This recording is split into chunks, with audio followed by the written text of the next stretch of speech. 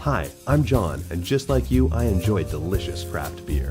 Today on Craft Canada, I'm heading to Winnipeg's historic Exchange District to meet Kevin Selch, whose brewery, Little Brown Jug, is blending new and old for a singularly delicious beer.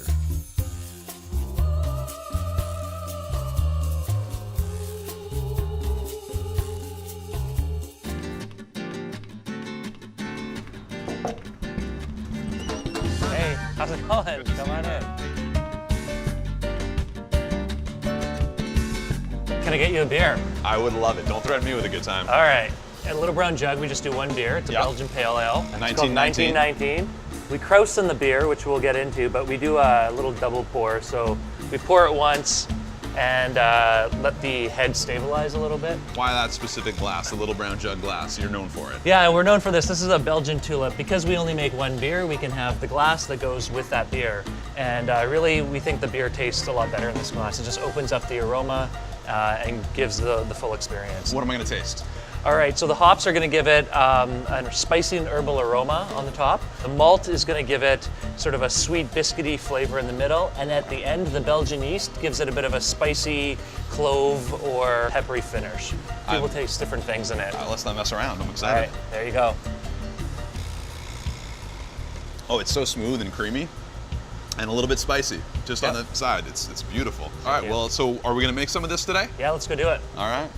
I'm carrying this with me.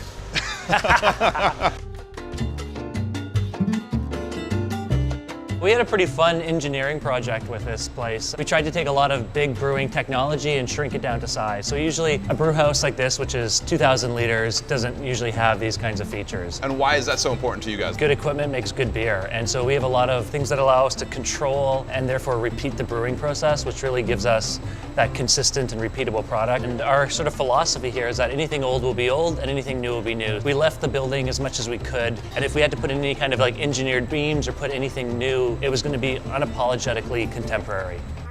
Using new technology for mashing, extracting, sparging, boiling, whirlpooling, LBJ still does something old-fashioned and traditional that makes them unique. It's called Krausening. It's a traditional German fermentation technique. First time it ferments, it lets off carbon dioxide and sulfur and some other kind of off gases. And that's you carbonating within that process as opposed to adding it in. Yeah, exactly. So the second time we let all of that carbonation stay in the beer. It cleans up the beer flavors and it naturally carbonates the beer. Pour a little taster. All right, and so literally the freshest this can possibly be. This is as fresh as it gets. This tank is ready to keg. Okay, hang on. Creamy, cold, delicious, so good. And this is the last step before it gets into the keg and goes off to the restaurant. And you're in over 100 different restaurants in Winnipeg, so why don't we go check one out there? Let's do it. All right. Little Brown Jug is in a century-old building, so Kevin and I went to the Forks, a historic meeting place for hundreds of years in Winnipeg.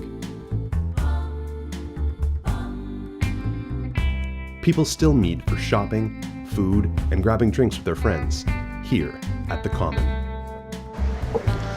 All right. Well, cheers again. Cheers.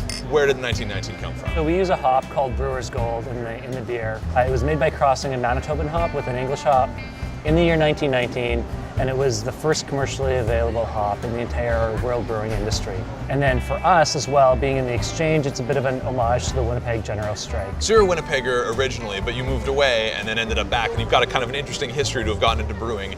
How did you get here? I grew up here, but I spent the last 10 years working as an economist with the federal government in Ottawa. But I wanted to come back to Winnipeg like a lot of people do, and Winnipeg has like a mythic place in the minds of Canadians. Like there's a visceral response to the city, whether they love it or hate it. What other city in Canada establishes that kind of visceral response? And Most the people have songs never like I been Hate Winnipeg and whatnot. Anything like that. I mean, it's all good, right? Who cares if they love you or hate you? It's just the fact that they're thinking about you.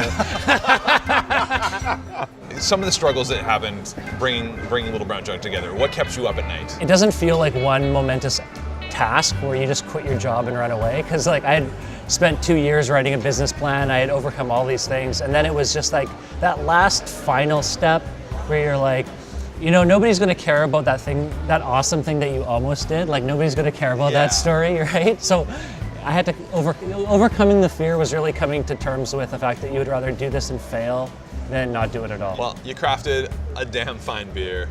Cheers, Kevin. Thank you. Sean. Thank you for the beer. So wait, oh, there's no way I'm gonna be able to do this. Nope, nope. I think I'm gonna stick to drinking.